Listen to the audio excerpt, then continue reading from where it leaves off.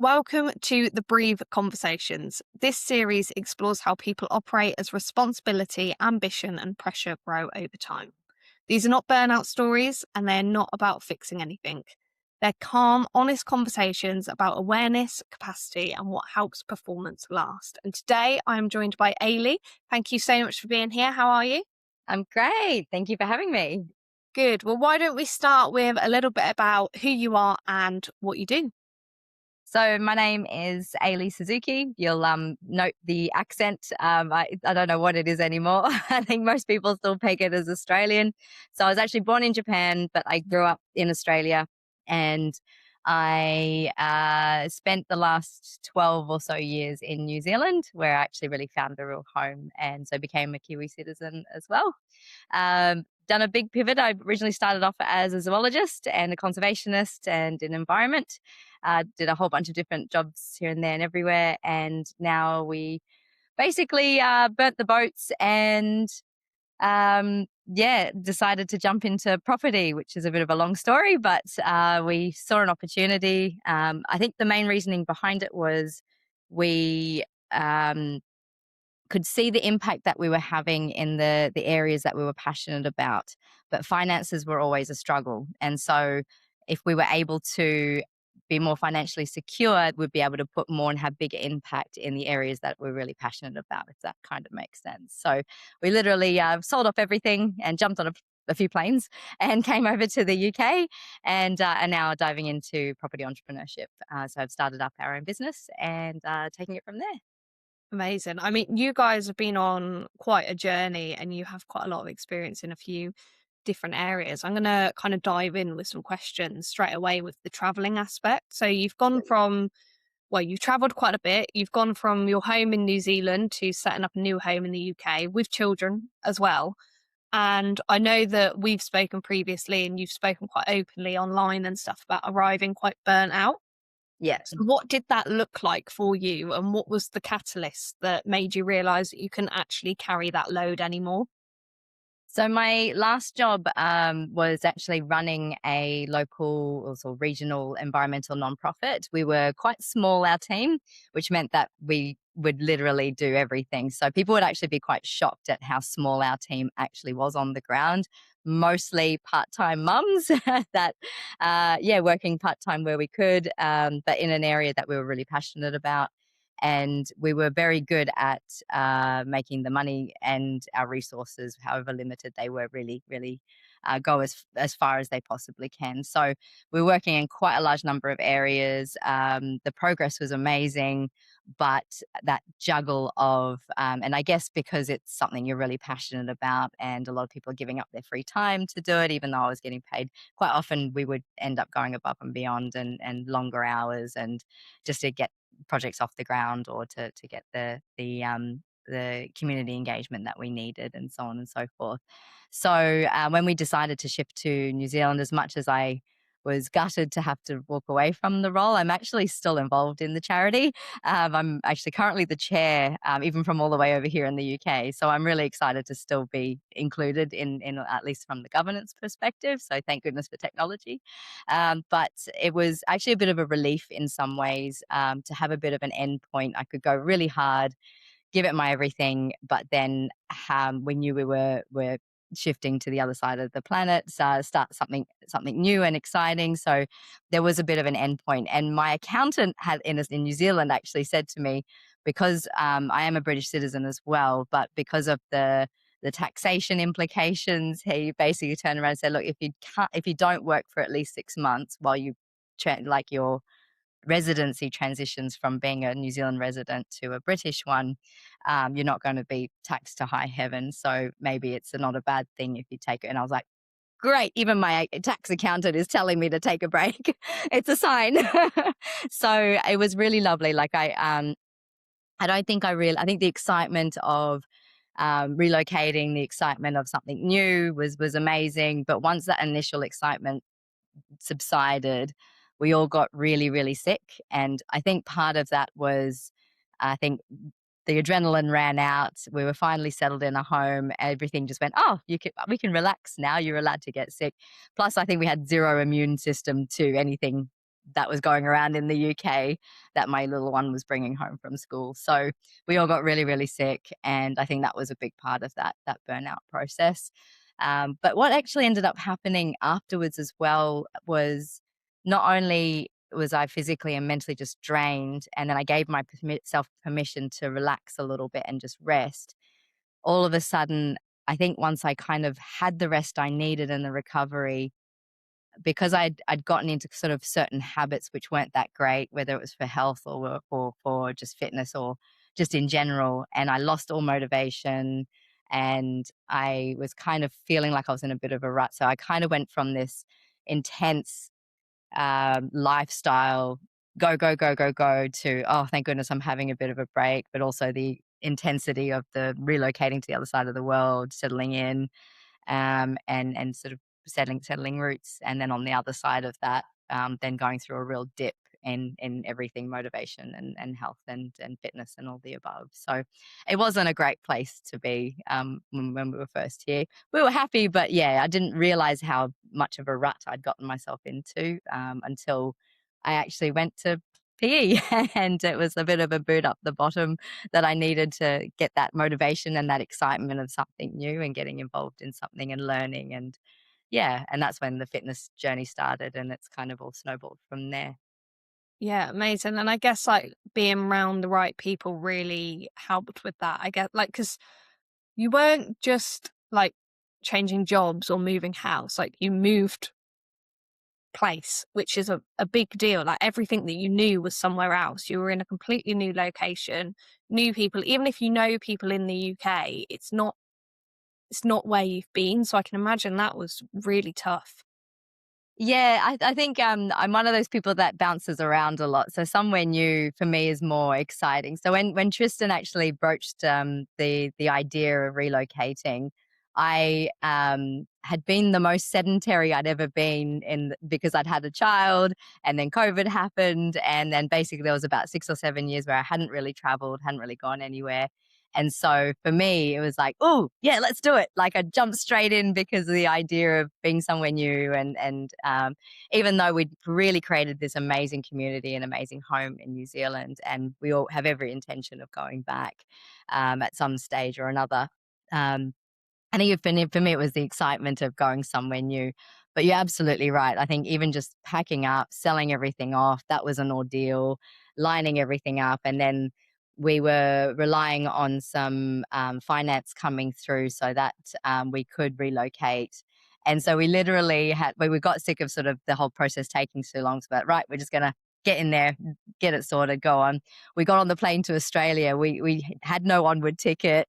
My mother met us and was like, "How long are you guys staying for?" I was like, "Oh, not sure," because it looked like it was all going to fall over right at the 11th hour just due to some admin errors. And so, yeah, that was stressful.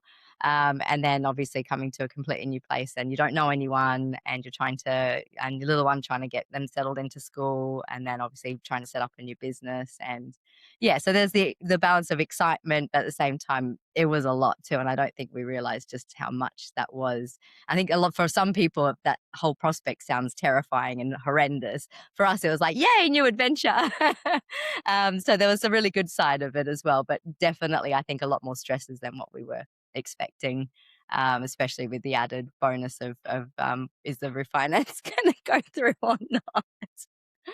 Yeah. And obviously you've gone from a very active, quite outdoorsy role and on it all the time to quite a different role in property entrepreneurship. So how has that shift in identity affected you as well? Because you've not just changed locations, you've not just like packed up and moved and like carried on with the job you were doing, although you're still involved heavily, you were doing something completely different now. And it sounds like something that you haven't really explored before until you moved over. How has that affected everything?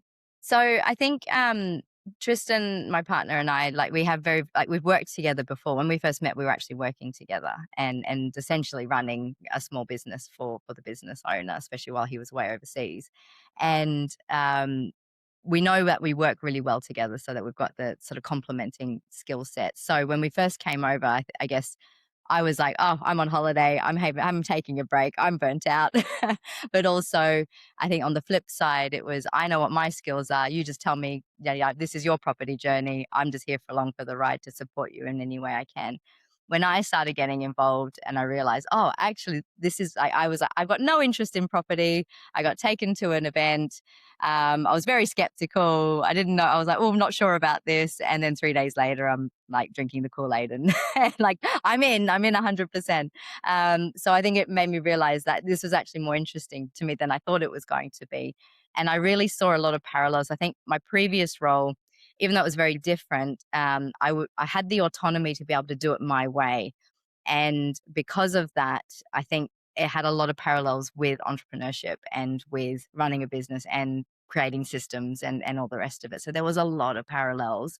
And I think the more I've dived into sort of like that more entrepreneurial kind of like setting up the business, and even though it's in property, which is so entirely new to me, at least, going back a year and a half ago now, and stepping into something very foreign, there were so many parallels. And I think it really highlighted, actually, I was born to be an entrepreneur.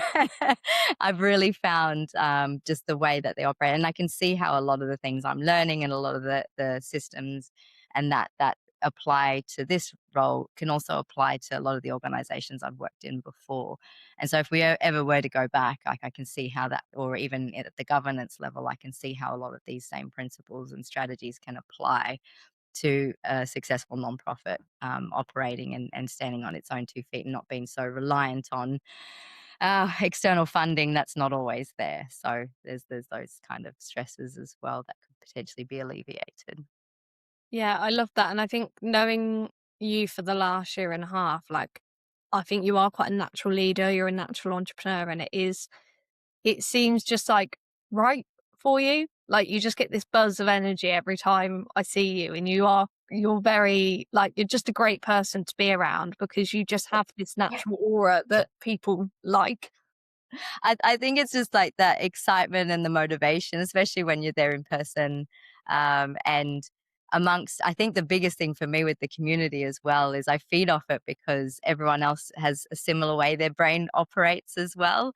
And I think we all do get, like, I'm one of those people that definitely jumps in and gets way too excited over, oh, this new idea and this new idea and this. So that's the dynamo side of me coming out. And the blaze obviously comes out a lot with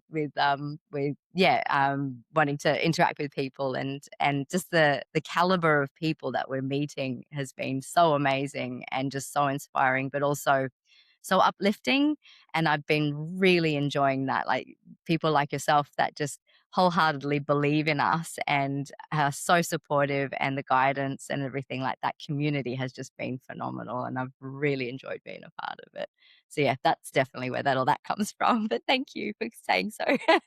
You're welcome. I mean, there is like a certain type of person that it suits, and like, you meet people all the time that you kind of know, like, you're gonna go far, and you and Tristan are definitely a couple that are gonna do well. And just from the passion as well, like, you have a really strong reason for doing it. But we've also witnessed some, like, quite physical transformations with yourself. We talk in the Breathe framework quite significantly about how the body pays the price for the stress we carry. And actually, it can be one of the first things that go. And I know that you went through quite a big physical transformation recently. Tell us more about that and how you took control of it.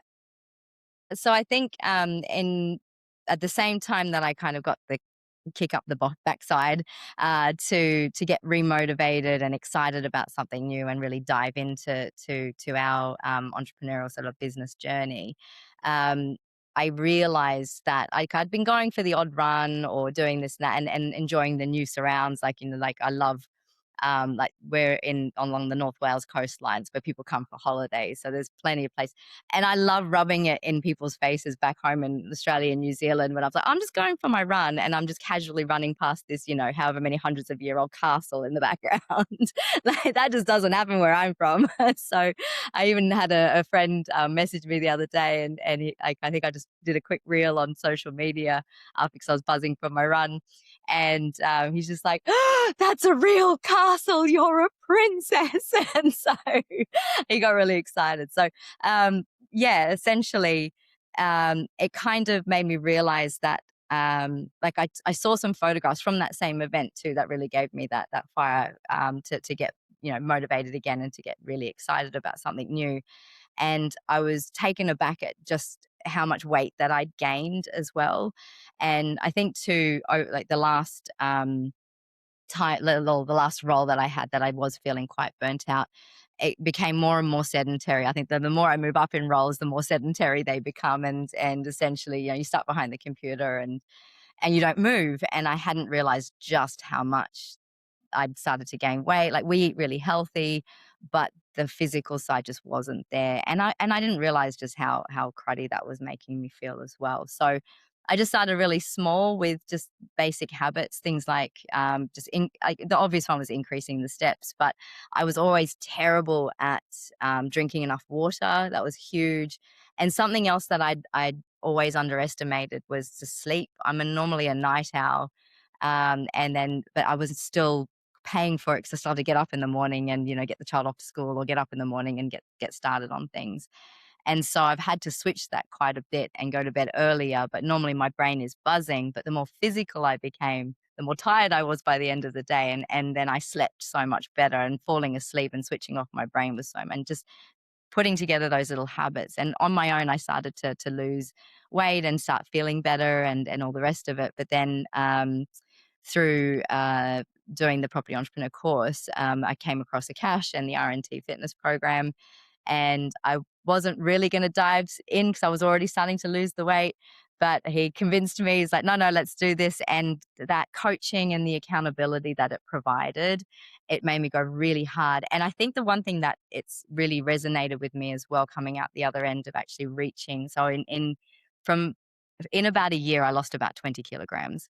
Wow. I'm sorry, everyone that doesn't use metric. I don't know what that is in stones, and I'm still trying to figure out what miles are compared to kilometers, even though I've been here for a year and a half. But yeah, essentially, it's about 20 kilos that I lost, and but it wasn't about not so much losing the weight. It was about the way that, I had more energy. I feel amazing. My fitness age has now dropped to about 20. I'm almost 45. So I'm really stoked about that one. I can go for, like, I would struggle to, like, some people were walking faster than I could run before, is now I'm like, clocking better times and not being out of breath. Like, it's all of that compounding stuff, and all those little habits that I've built over the time as well. Like, even like, I'm doing a phone call, I'll be on the walking pad. I'll be doing a workshop, I'll be on the walking pad. And I don't even think about it anymore. And so hitting those targets that were really difficult before, I've got the habits now. And overall, I'm just feeling so much better for it. I've got more motivation, more zest. I get up in the morning and I'm ready to just get in there, and just feeling amazing, as a result. I love that. And it's like you said, it really does start with the small habits. And I think that's where a lot of people do tend to get it wrong, is they try to go big and go Mm. like all out straight away. But actually, like, you started with the steps, the water, the sleep, all of that makes everything else easier, because it's a simple thing that's easier to do and you can compound it off there, like you said. Yeah. And obviously, like you said, the weight isn't the thing that you were necessarily working towards, but having that weight off kind of represents the loss of energy that you experience when you do gain weight, and the loss of energy when you're not having the right nutrients and the right fuel and all of that stuff. So you also get the benefit of obviously physically feeling good. So yeah, you've done incredible. And watching that from when I first met you to now, like, you just look incredible, and you genuinely seem even more energetic than you were. I didn't think that was possible.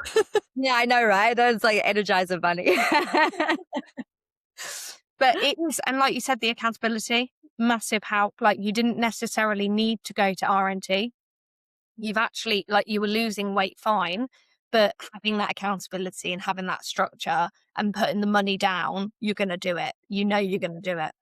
And I think too, it just highlighted. So I definitely would never have pushed myself this hard without it. But the other parts were, So I'm getting to that age where, perimenopause is a very real thing. I've got a lot of friends who are struggling with certain aspects of. I've been quite lucky so far and it hasn't affected me too bad, but I am starting to see signs.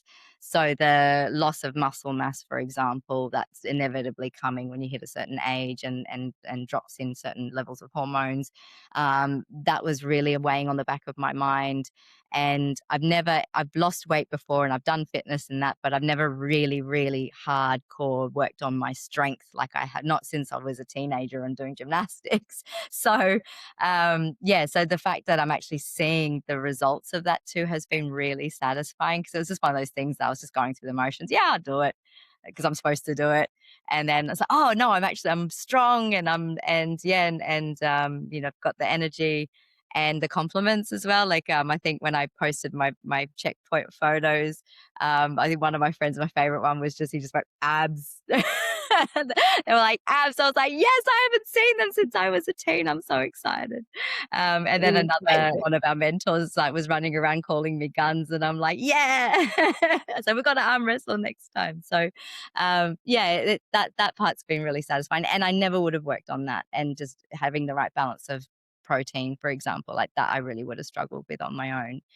So I probably would have been losing weight on my own, as opposed to having that guidance, I guess, in the bits that really mattered, and that I was very grateful for.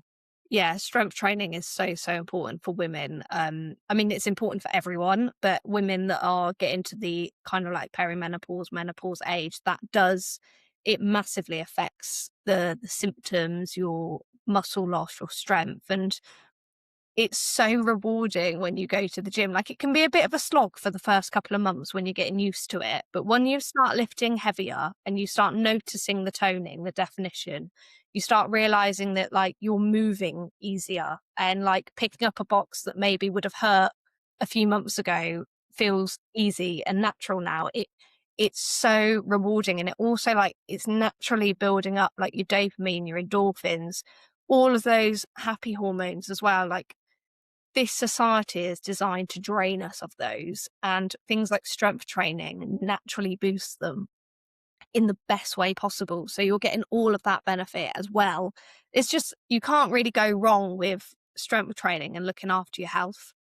So you've nailed it on that side. But there's also something I want to mention about you and Tristan as well, is you guys are very much around ethical entrepreneurship, legacy, and making sure that everything you do is beneficial to something that's like deep value to you guys. And I know that your property business is very much a part of that. So how do you balance the demanding nature of property investment? 'Cause it's not always easy No.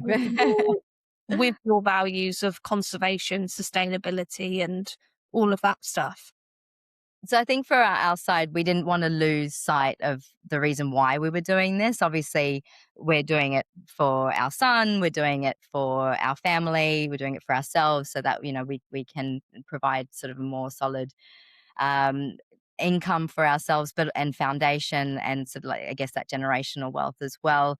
But the reason why we're doing what we're doing is, and I touched on this earlier, was that so that we had the ability of philanthropically being able to go back and having the capacity to give back and have larger impact, because we know what a small amount of money, or even just guiding, or being able to being in a more solid financial position to be able to give back in that way is really, really important to us. But I guess when we first came over and we decided to do this, we were excited because, one, we've been slogging our butts for other people for so long, and in some cases that always was great because we were working for the right people, but it was also, quite often, you're not appreciated in the way that you would if, like, we're working our butts off for someone else's benefit at the end of the day, when we could be doing it for ourselves, and we know we can do it for ourselves. So that was a big part of it. And what we also never wanted to lose sight of was our fundamental and core values, and what we're really passionate about, which is nature, which is wildlife, which is the environment.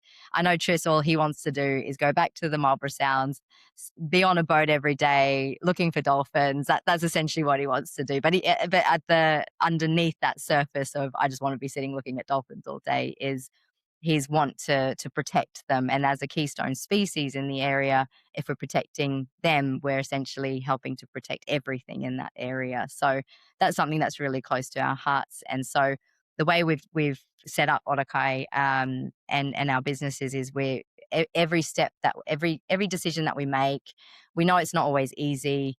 Some decisions will be easier than others. Sometimes it will cost a little bit more, but we're trying to ensure that our core values are never undermined. That if we're going to work with someone, if we're going to work with a company, that and it's not just about environmental ethics, where we are striving towards getting B Corp certification at the end of it all, and a big part of that is looking after your people as well, whether it's in your supply chains or whether it's in the people that work for you. So ensuring that it's, you know, living wage and just really basic steps even like that, like it's woven through everything that we do. And we know that that's probably going to make it a little bit harder again and challenging at times, but we also feel like if we can set those foundations in our own business, we can actually show people how to do it in theirs, and how it's not too daunting, and the benefits that come out the other end of it as well. It's not just about, oh, but I've got to spend more money to look like I'm being green. It's not about that at all. It's about looking after your people. You look after your people, they're going to look after you. You know, just fundamental concepts like that just seem to get missed a lot, and that's something that's really, really dear to our hearts as well. Do you know what? The passion that you have for that, and the fact that you're bringing those values and those concepts across everything that you build is so unique. And I think it's actually something that not enough people have, possibly because they just don't have a passion like that. They haven't found that thing that they want to go for. But also, I think that people can get so wrapped up in it and their ego takes over. And the fact that you guys, like, I don't know anyone that is building their business to go and watch dolphins and help protect, Yeah. but it's so special. Like, it's such a incredible thing to be doing, rather than just doing it for, obviously doing it for your kids and for your legacy is super important as well, but having that external thing that will never necessarily other than feelings, it will never reward you in doing that, but having that striving for it and the reward of feeling good for it is just incredible. Thank you. And I think for us too, the like we always try and work for people that we or stand by organizations, and you know, be involved in things that we really believe in. So, you know, like it's easier to sell a product if you believe in what they do rather than sort of just going through the motions, like that kind of thing. So the fact that what we want to be able to do in our own business is do the same thing, but actually stand proud and what we do, and stand proud in what we stand for, and just trying to do the right thing, which, you know, sometimes can, like, I mean, I'm not naive. I know it can backfire in our face a little bit or just make things a little bit more challenging, but we just want to make sure that we don't lose sight of that no matter what we do, because at the end of the day, if we end up, yeah, going down the wrong path, then we know that we won't be comfortable with that. So it's yeah, just staying with our passions and our ethics.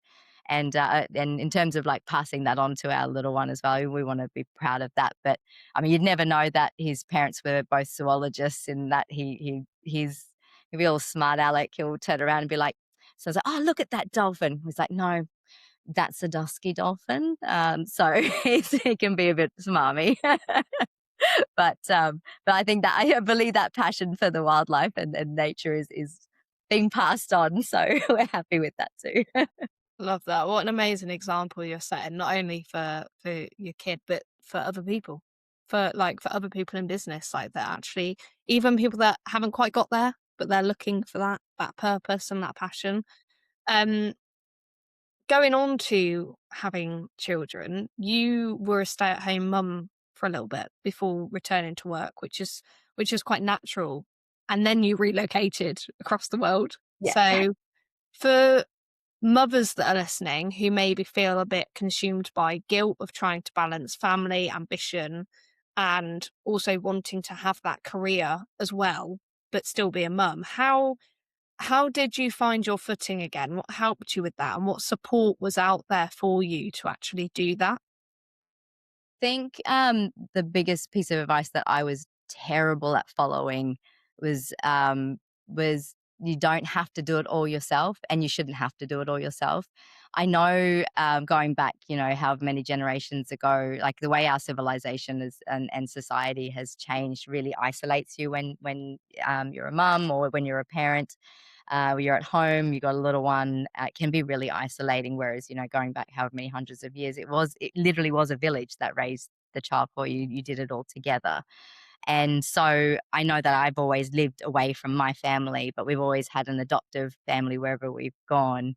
And having Tristan, having a partner that is so, I mean, he actually, we swapped for a little bit. He was stay at home dad for a bit, and we were really, really lucky.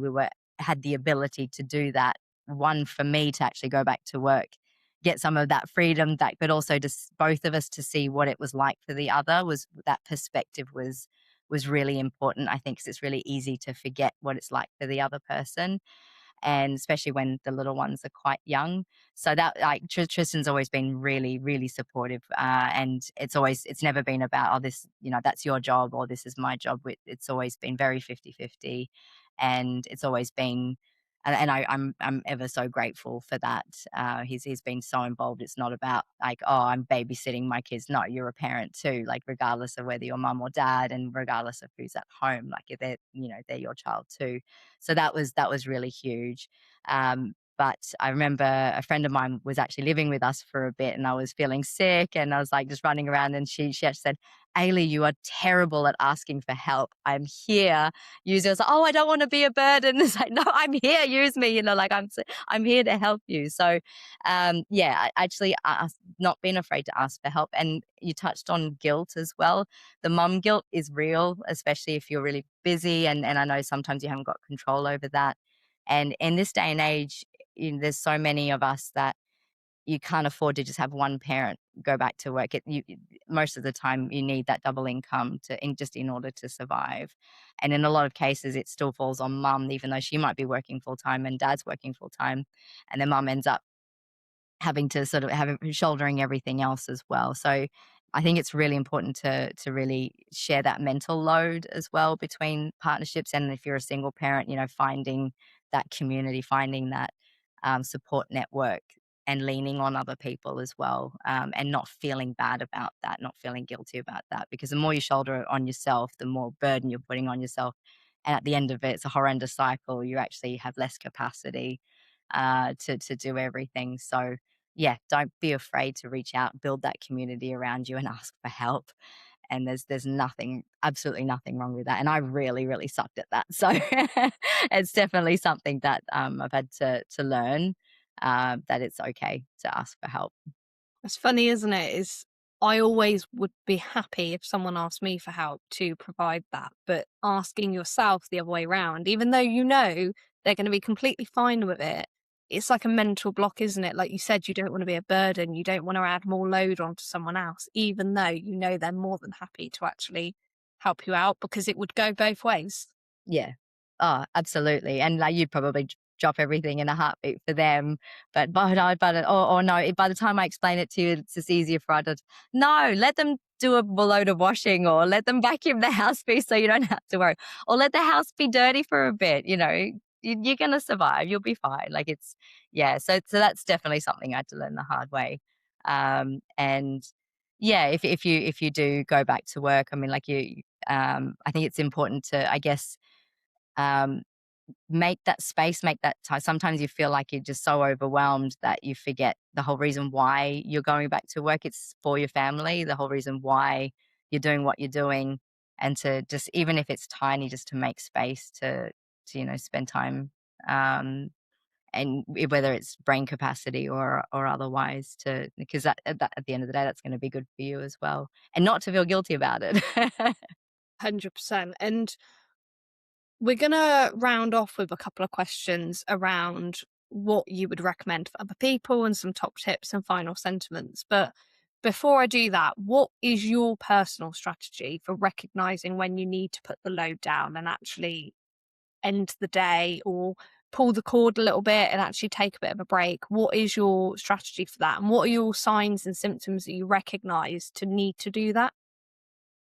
think when I find myself getting really irritable and sort of, and you always lash out at the people that are closest to you. So I think, yeah, like obviously when you're at home and you just start getting really snappy, or and you're really distracted. I think what I'm learning now, the importance of setting the boundaries, but also to really plan that for that as well. So, for example, I never used to plan out my week and just sort of fly by the seat of my pants. And, things get thrown at you, you get a bit distracted. Oh, no, now I've got to make time for this. Whereas I'm actively trying to prioritize, okay, what needs to be done this week, but also trying to also schedule work wise just those little gaps in the week, so that when things do go wrong, or if something does pop up and suddenly becomes, well, I've got the capacity to do that.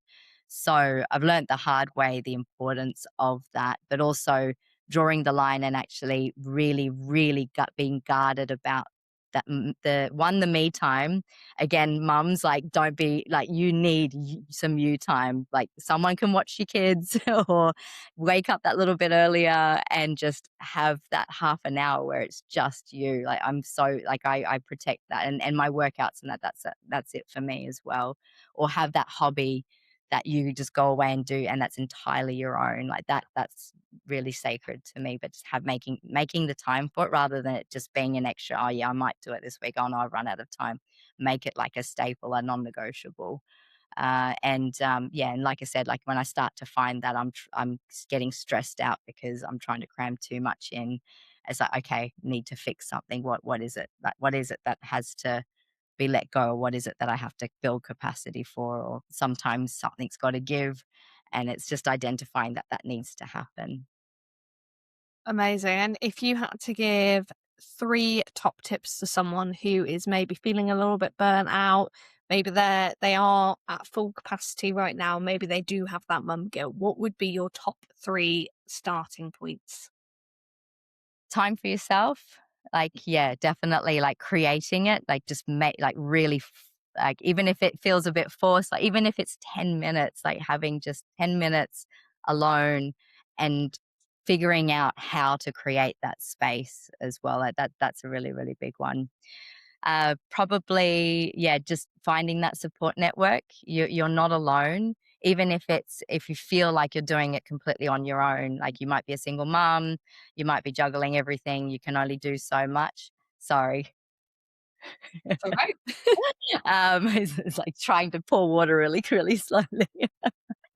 So even if, yes, you might be a single mom, you might feel like you're completely on your own, but you've got to find your community. So there's probably other single moms out there that are having the same issues. Like, find a way to connect with them, find a way to be each other's support network. Like, find a way to find other people to lean on. Even if, like, I've always found that my family's always been really far away, so I can see how handy it is to have, granny around the corner, or, that can just pop around and watch them. Like, it took me a year when I had Kai to even go and get a haircut, because I could not get an hour to myself away.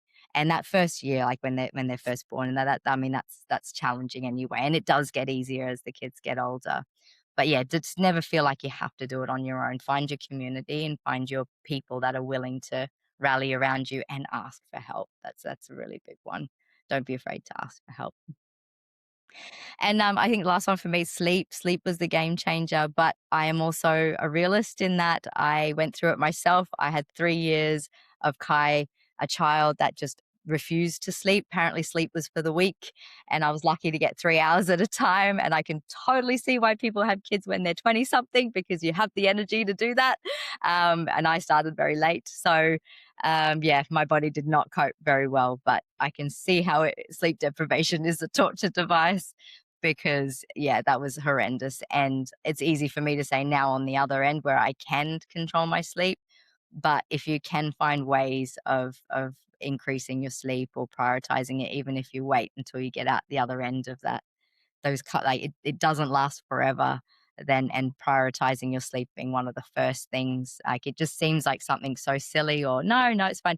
And as a mum as well, I would stay up way later than I should have, and had less sleep, because I was like, but this is my me time. This is my time where I can just have 10 minutes to myself. And then I'd end up, yeah, and you end up scrolling on your phone and, doing something that's not very productive. But I was so guarded over that time. I was sacrificing sleep when really I probably should have been just catching every wink that I could have. So yeah, get your sleep. It's a game changer. Yeah, and off the back of that as well, for anyone who is in that like early child stage, like just remember that it will get better. Like although you can't see the light at the end of the tunnel right now, it does get better, and that is a mentally challenging thing to try and look forward to, and also like try and nap at the same time as them. There's obviously lots of things that you can try and do. They don't always work, like you said, practically with a child. It's not always easy. But trying to fit in those little extra naps every now and then, or if you can have someone that can have the child for an hour so that you can have a little power nap, all of that stuff really does build up and help. And like you said, although the me time is really, really important when they're young. It's also really important that you sleep. You'll feel a lot better for it. So all of Yeah, the top tips there as well, you related to being a mum, but anyone that doesn't have kids, they're also really important. So me time absolutely. when you don't have kids, still super important. Your sleep, number one thing I always say, like people that are struggling, fix your sleep first. That should be the first thing that you focus on. And how did you work through that? What was your stages of fixing your sleep? Because that for everyone, it's slightly different. Yeah, I think it went hand in hand with the fitness. So like I said, normally I think naturally I am a night owl. If I let my natural rhythms come into play, I stay up all night and sleep in through the day. Whereas now, I actually enjoy the mornings a lot more. I used to be a hideous um, I was so horrible in the morning that one of my bosses back in my early 20s actually pulled aside some work experience students, and gave them a safe as a part of their health and safety briefing was to avoid me before 10 a.m. each morning because apparently it was hazardous to their health unless they had offerings of tea or coffee. So, so yeah, so that's how bad I used to be. But I think sorry, I've lost my train of thought. Yeah, so I used to really find getting to sleep, like switching off my brain and getting to sleep was always really challenging. Even if it's like I know I have to get up in the morning, I know, and just switching that off was really, really difficult. So for me, I think having a specific time where I'd switch off devices and read a book, so allow my brain to just stop. Like especially the screens, like I know everyone says it, but it's so incredibly true. Like that's what it does to our brains. Like definitely, yeah, like switching off the screens definitely helped, but also being physically tired by the end of the day too. So by getting up and doing exercise and then being create movement all through the day. So, even if like you work like sitting working for an hour and a half, okay, I'm gonna just go get up and walk for 10 minutes or walking while I'm working on the walking pad. You're just constantly moving, constantly being physical. And then by the end of the day, I'm so shattered that I fall asleep a lot faster. But I think switching off everything as well and having that set kind of rhythm. I used to look forward to the weekends where I could just have a lie in and then I'd lie in real late. But that whole rhythm was all over the place. I definitely function better having going to bed at a similar time and waking up at a similar time and occasionally catching up on a little bit more sleep if I need it, if it's been a rough week for one reason or another. But that I found, yeah, I never ever thought I would say that, getting up early on a Sunday morning was something I enjoyed. But again, it's that little bit more me time because everyone else is still asleep. So, and I don't have to have any exercises that I have to do over the weekend. So I'll go for a walk or I'll get up and I'll sit and catch up on some correspondence with friends back in down under and just have my coffee and have some peace until the chaos reigns and everyone wakes up. Yeah, but it means that you can actually start your morning calmer as well, which is also super important to having a good day, is having that calm morning. If you wake up straight into the chaos, which is probably what you used to do, Absolutely, I would sleep that right routine. until I absolutely had to, and when I was younger, I was literally roll out of bed, pick up the uniform off the floor, shove my hair under a cap. This is why I used to work outdoors, because I never had to put on makeup or like I was sweaty. It was horrible. Shove my head under a cap, didn't even have to brush it, and then go straight to work. And that was my day.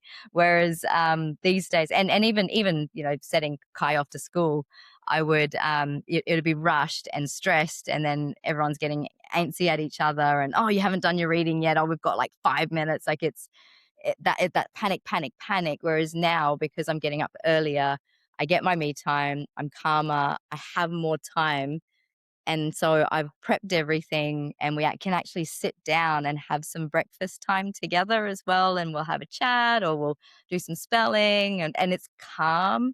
And then there's the usual panic, because he takes forever to get out the door, but it's not over the whole morning, and it's not repeated each day. So it definitely makes a massive, massive difference. And mornings are a lot more pleasant. Amazing. Well, thank you so much for sharing your perspective so openly. If people do want to reach out and contact you and get to know more about your property business, about mum life, anything that you're doing, how can they reach out? Oh, that's a good question. I do have an Instagram account which I have not used in donkeys, but my handle's Animalia, which is spelt with Ailie, Ailie, in the middle of it. And it's got a lot of like, I love wildlife photography, and landscape photography, and places like New Zealand were just rife for opportunities. So that's if you scroll through, that's what you're going to see. You can find me on Facebook. I think it's a private profile, but our business social media is Otakai Living. I think it's Otakai living, possibly, but it's called Otakai Living, and I'm trying to boost that at the moment, just so that people can see what it is that we do, and people can always reach me there. Otherwise, I think I'm the only Ailie Suzuki on the planet, so it's quite easy to find me on socials, and it's quite easy to find me on LinkedIn as well. Perfect. Well, conversations like this exist to normalize experiences that many people go through quietly as life and responsibility grow. If anything in this episode landed, I'd love for you to do one of two things. Firstly, take the Success Hangover checking using the link in the show notes. It only takes a couple of minutes and it will show you exactly where your performance is costing you. Or you can grab a copy of my book, The Success Hangover, the Amazon UK #1 bestseller, wherever you buy your books, or download a free ebook on the website. If you found this useful, leave a review, share it with someone who needs to hear it. That is how we grow this. That is how we prevent burnout. And I will see you all next week. Thank you so much, Ellie, for joining me. Thank you for having me.